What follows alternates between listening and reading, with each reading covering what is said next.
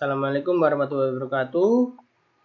Perkenalkan, nama saya Primalur Pambudi, NPM 190 120 10 352 dari kelas AMT N. Di sini saya akan mengerjakan studi kasus PT Bulan Sabit. PT Bulan Sabit, suatu perusahaan bernama PT Bulan Sabit bergerak di bidang industri makanan dan minuman atau F&B. Berencana untuk melakukan ekspansi bisnis ke 3 pulau besar di Indonesia, di antaranya Sumatera, Kalimantan, dan Sulawesi. Masing-masing cabang dipimpin oleh General Manager dari kantor pusat dengan kualifikasi sebagai berikut. Memiliki pengalaman lebih dari 10 tahun, usia kurang dari 50 tahun, bersedia ditempatkan pada area cabang yang dipimpin minimal selama 5 tahun, dan yang terakhir adalah dapat membuat strategi pemasaran dan pembelian perusahaan cabang. Rekrutmen untuk mengisi jabatan yang kosong dengan menggunakan aplikasi. Posisi yang dibutuhkan adalah sebagai berikut. Yang pertama adalah staf produksi, yang kedua digital marketing, yang ketiga HR staff, dan yang terakhir adalah finance admin. Kita lanjut, bagaimana cara merekrut karyawan dengan aplikasi Odoo. Di sini saya menggunakan aplikasi Odoo.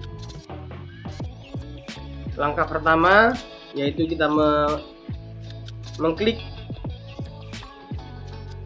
tombol rekrutmen ini. Yang kedua akan muncul job position. Ini kita bisa meng-create job position apa yang kita butuhkan. Kita ambil contoh staf produksi. Di sini sudah ada calon-calon karyawan yang akan melakukan interview dan melamar kerja di perusahaan. Yang pertama adalah administration qualification. Kita ambil contoh Holis. Di administration qualification, Holis dapat mengisi email, nomor telepon, dan lulusan terakhir.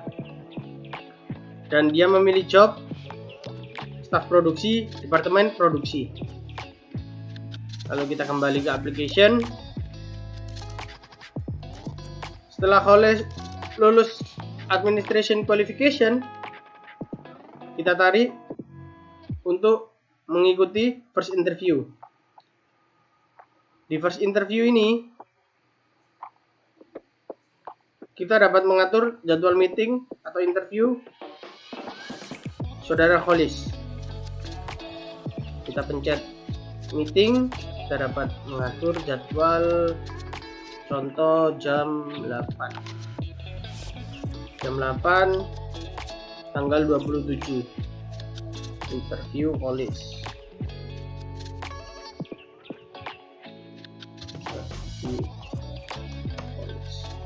Kita create, lalu kita kembali ke application.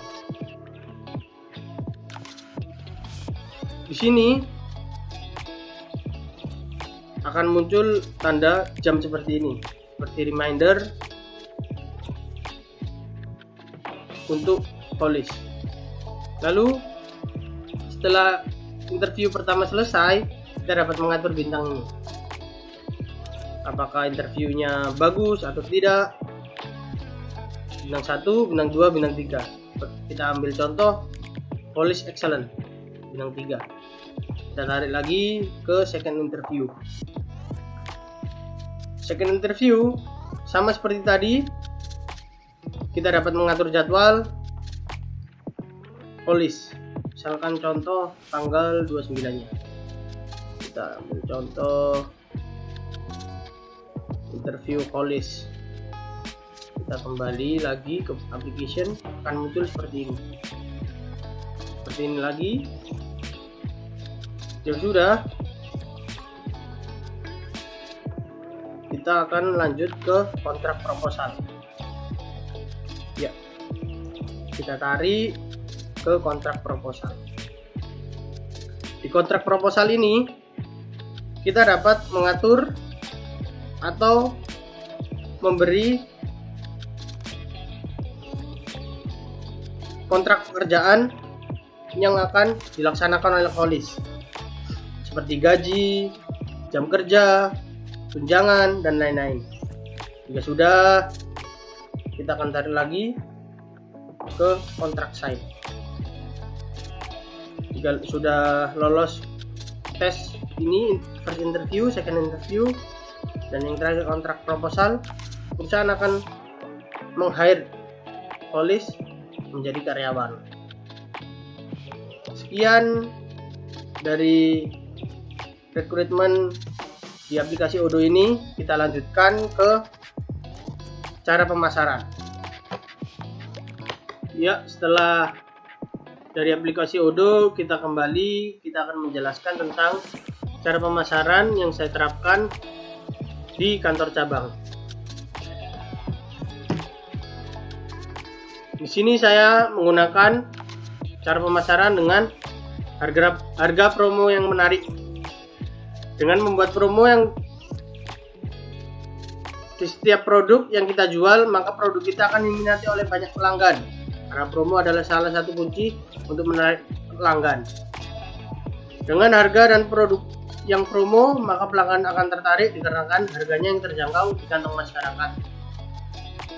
Selanjutnya, promosi melalui digital atau medsos, media sosial. Promosi melalui medsos adalah faktor penting untuk perusahaan karena pada zaman sekarang semua serba online. Dengan promosi melalui medsos, maka kita akan menjangkau pembeli dengan jangkauan yang luas tanpa ada batasan wilayah. Dengan medsos, kita juga dapat mengurangi pengeluaran karena sudah banyak sekali aplikasi yang dapat dijadikan promosi dengan gratis. Selanjutnya, kita menggunakan jasa influencer. Jasa influencer sekarang juga menjanjikan karena influencer memiliki banyak followers atau penggemar. Dan kita menggunakan momen tersebut dengan cara membayar influencer tersebut untuk mempromosikan produk kita. Dengan begini, maka produk kita dapat diketahui oleh followers dari influencer tersebut dan dikenal juga oleh masyarakat luas.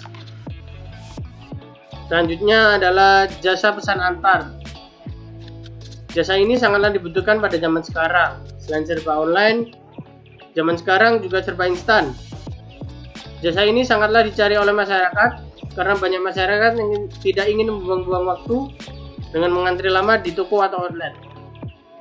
Dengan jasa ini dapat memudahkan pelanggan untuk memesan lewat online lalu menunggunya di tempat dan makanan akan diantar oleh kurir. Jasa ini sangatlah populer di zaman sekarang. Dengan mengikuti tren ini, kita yakin bahwa outlet kita akan ramai. Selanjutnya adalah siklus pembelian. Di sini saya akan menjelaskan tentang siklus pembelian yang saya terapkan pada kantor cabang. Seperti gambar di sini. Lanjut saya akan menjelaskan siklus pembelian. Yang pertama adalah bagian gudang meminta permintaan barang kepada bagian pembelian karena stok barang mulai menipis. Yang kedua adalah bagian pembelian menawarkan harga kepada supplier. Lalu setelah supplier memberi harga tetap kepada bagian pembelian dan terjadilah order pembelian. Yang ketiga adalah supplier mempunyai kewajiban untuk mengirim kepada bagian penerimaan barang dan mengirim faktur kepada bagian akuntansi. Yang keempat adalah setelah bagian penerimaan barang menerima barang yang dipesan, bagian akuntansi membayar tagihan pembelian kepada supplier. Lalu yang terakhir, bagian penerimaan barang mengkoordinasi dengan bagian gudang untuk menyimpan barang dan berkoordinasi dengan bagian akuntansi juga untuk laporan penerimaan barang. Sekian dari presentasi kami. Maksud saya, jika ada salah kata mohon dimaafkan. Wassalamualaikum warahmatullahi wabarakatuh.